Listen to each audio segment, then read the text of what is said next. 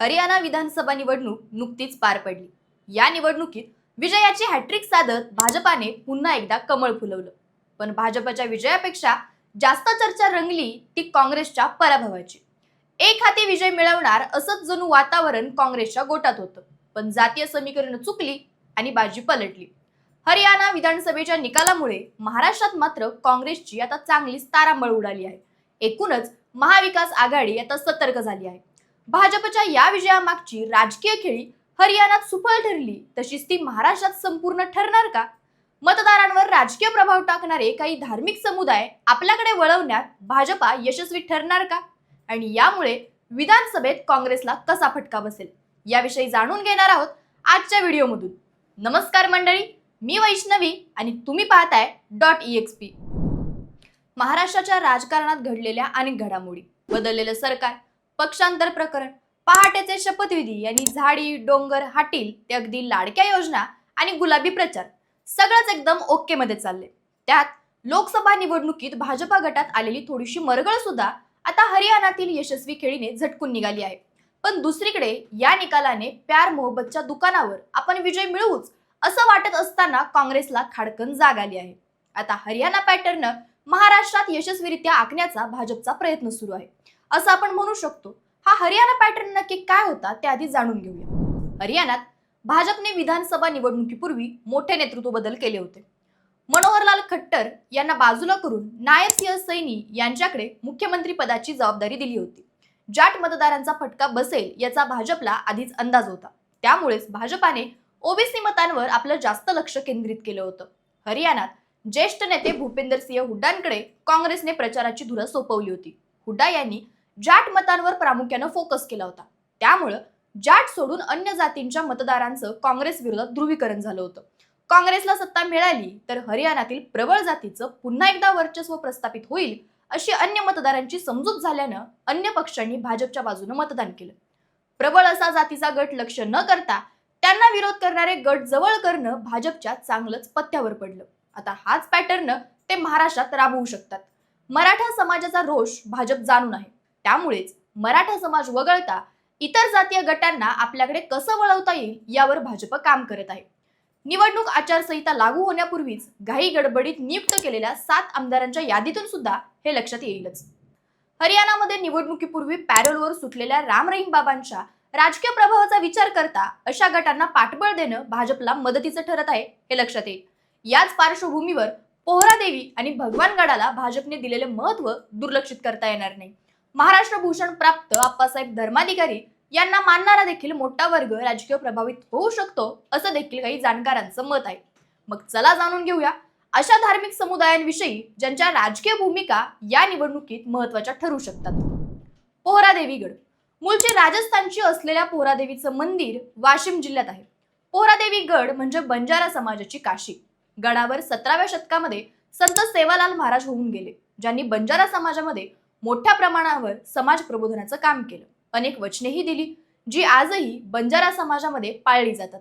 गडावर संत सेवालाल महाराजांची समाधी देखील आहे। देशभरात जवळपास 15 कोटी बंजारा समाज असल्याचं मानलं जातं। मुख्यतः हा समाज महाराष्ट्र, राजस्थान, उत्तर प्रदेश, कर्नाटक, आंध्र प्रदेश, तेलंगणा या राज्यांमध्ये मोठ्या प्रमाणात आढळून येतो।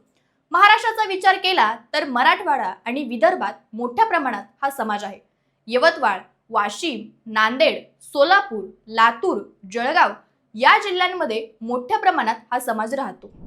5000 तांडे, 1.5 कोटीपेक्षा जास्त समाज, 44 विधानसभा मतदारसंघांवर जवळपास 30% मतदान असल्याचा दावा या समाजाकडून केला जातो।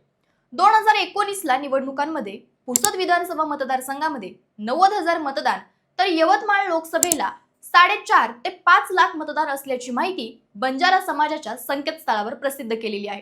गडावर पोहरादेवी संस्थान आणि धर्म परिषद आहे। गडावरून येणाऱ्या आदेशाचं पालन आजही समाजामध्ये केलं जातं। आजपर्यंत गडाने नेहमी उघडपणे राजकीय भूमिका घेतल्या आहेत। सुरुवातीच्या काळात समाज व धर्म परिषद सुधाकर नाईकांच्या पाठीमागे उभी राहिली। समाजाच्या पाठिंब्यामुळे नाईक महाराष्ट्राच्या मुख्यमंत्री पदापर्यंत पोहोचले। सध्याच्या काळात संजय राठोडांच्या पाठीमागे समाज आणि धर्म परिषद असल्याचं दिसते। संजय राठोडांच्या गेल्या काही दिवसात असलेल्या वादामध्ये देखील धर्म परिषदेने संजय राठोडांच्या पाठीमागे उभी राहण्याची भूमिका घेतलेली होती. संजय राठोडांवरील टीका सहन केली जाणार नाही असं देखील धर्म परिषदेनं बोललं होतं. परंतु सध्या धर्म परिषदेत सुनील महाराज ठाकरे गटात आहेत, तर बाबूसिंह राठोड यांची नुकतीच भाजपाकडून आमदारपदी नियुक्ती झाली आहे. त्यामुळे गड काय भूमिका घेणार हे पाहणं महत्त्वाचं आहे. बंजारा समाज एकत्र आणि मोठ्या प्रमाणात असल्यामुळं तो आपल्याकडे करण्यासाठी सगळेच राजकीय पक्ष वेगवेगळे प्रयत्न करताना दिसत आहेत. मुख्यमंत्री शिंदेंनी नवी मुंबईमध्ये बंजारा समाज भवन उभं करण्याची घोषणा केली. त्यासाठी 50 कोटीचा निधी देखील दिला. वर्धा नांदेड रेल्वे पोहरादेवी गडापासून जावी यासाठी 537 कोटींचा विकास आराखडा देखील तयार केला. दुसरा गड म्हणजे अहिल्यानगर जिल्ह्यातील भगवानगड. पांडवांचे पुरोहित असलेले धौम्य ऋषी यांचं वास्तव्य असलेला हा गड, त्यामुळे याचं नाव देखील धौम्यगड असंच होतं. 20व्या शतकामध्ये येथे संत भगवान बाबा यांचं वास्तव्य होतं. 1 मे 1958 रोजी यशवंतराव चव्हाण एका कार्यक्रमानिमित्त गडावर आले होते. तेव्हा त्यांनी आपल्या भाषणात गडाचं नाव भगवानगड घेऊन गडाचं नामांतरणच केलं. नामदेव महाराज शास्त्री सध्या गडाच्या गादीवरती आहेत. भगवान बाबांचे भक्त सर्व समाजाचे असले तरी बहुसंख्य म्हणजे जवळपास 80% भक्त हे वंजारी समाजातील आहेत. भगवान बाबा हे ऊसतोड कामगारांचे आराध्य दैवत आहे. वंजारी समाज आणि भगवानगडाचे भक्त जवळपास 1.25 कोटी असल्याचा दावा केला जातो. महाराष्ट्रामध्ये वाशिम, नगर, बीड, पालघर, परभणी, नाशिक आणि हिंगोली या जिल्ह्यांमध्ये हा समाज मोठ्या प्रमाणात आहे. विधानसभेचा विचार करता महाराष्ट्रातील 30 ते 35 मतदारसंघांवर या समाजाचा प्रभाव असू शकतो. गडाने कधी उघडपणे राजकीय भूमिका घेतली नसली तरी गोपीनाथ मुंडेंना त्यांच्या राजकीय जीवनात कायमच गडाचा आशीर्वाद मिळाला आहे. मुंडेंचा दसरा मेळावा देखील गडावरच व्हायचा. तिसरं म्हणजे दासबोधी बैठक. महाराष्ट्रातील आध्यात्मिक श्री परिवाराचे आणि साधकांच्या बैठक चळवळीचे प्रणेते दिवंगत महाराष्ट्रभूषण नानासाहेब धर्माधिकारी यांचे चिरंजीव महाराष्ट्रभूषण आप्पासाहेब धर्माधिकारी यांना नवी मुंबईतील खारघर येथे महाराष्ट्रभूषण पुरस्काराने सन्मानित केले गेले. शिंदे फडणवीस सरकारने हा पुरस्कार जाहीर केला होता. आप्पासाहेब यांच्या वडिलांना देखील 2008 साली महाराष्ट्रभूषण पुरस्काराने सन्मानित करण्यात आलं होतं. आप्पासाहेब धर्माधिकारी यांचे वडील नानासाहेब धर्माधिकारी यांनी 1943 सालापासून रायगड जिल्ह्यातील रेवदंड्यामधून त्यांच्या सामाजिक कार्याला सुरुवात केली. त्यांनी श्री बैठकांची सुरुवात केली. हळूहळू त्या बैठका सगळीकडे होऊ लागल्या. या बैठकांच्या माध्यमातून संत साहित्याचा प्रसार आणि सामाजिक मूल्यांची शिकवण यातून दिली जाते असं नानासाहेब धर्माधिकारी प्रतिष्ठानचं म्हणणं आहे. श्री दत्तात्रय नारायण उर्फ आप्पासाहेब धर्माधिकारी हे नानासाहेब धर्माधिकारी यांचे थोरले चिरंजीव आहेत. नानासाहेब धर्माधिकारी यांच्या आध्यात्मिक आणि सामाजिक कार्याचा वारसा त्यांनी पुढे चालवला आहे. आप्पासाहेब धर्माधिकारी यांनी नानासाहेब धर्माधिकारी प्रतिष्ठानची स्थापना देखील केली आहे. गेल्या 7 दशकांपासून या श्री बैठकांच्या मार्फत लाखो लोक धर्माधिकारी कुटुंबियांसोबत जोडले गेले आहेत. त्यांच्या अनुयायांना काही प्रश्न असतील तर त्याचं निवेदन रेवदंडाला पाठवलं जातं. त्यावर त्यांच्या गुरूंचा आदेश येतो. जो आदेश येतो तो मान्य केला जातो. प्रॉपर्टी, लग्न, व्यवहार, खरेदी, नोकरी अशा विषयांवर निवेदन ठेवलं जाऊ शकतं, पण ते करावंच असं काही बंधन नाहीये. तसंच जर कुणाला गुरूंचा फोटो किंवा अधिष्ठान घरी हवं असेल तर त्यासाठीही निवेदन द्यावं लागतं, अशी माहिती त्यांच्या अनुयायांकडून मिळते. विशेषतः कोकण आणि पश्चिम महाराष्ट्रामध्ये या परिवाराचे लाखो अनुयायी आहेत. या सगळ्या समुदायाचा विचार करता अधिष्ठानचा संदेश अंतिम मानणारा मोठा वर्ग आहे.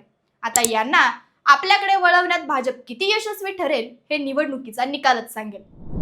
पण डेरा सच्चा सौदाच्या किंवा बिगर जाट समुदायाच्या ध्रुवीकरणाच्या धर्तीवर भाजपाकडून हरियाणा पॅटर्न आता महाराष्ट्रात देखील राबवला जात आहे असं चित्र स्पष्ट दिसतंय.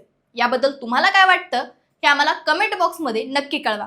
आणि अशाच माहितीपूर्ण व्हिडिओसाठी आपल्या .exp या चॅनेलला लाईक, शेअर आणि सबस्क्राईब करायला विसरू नका.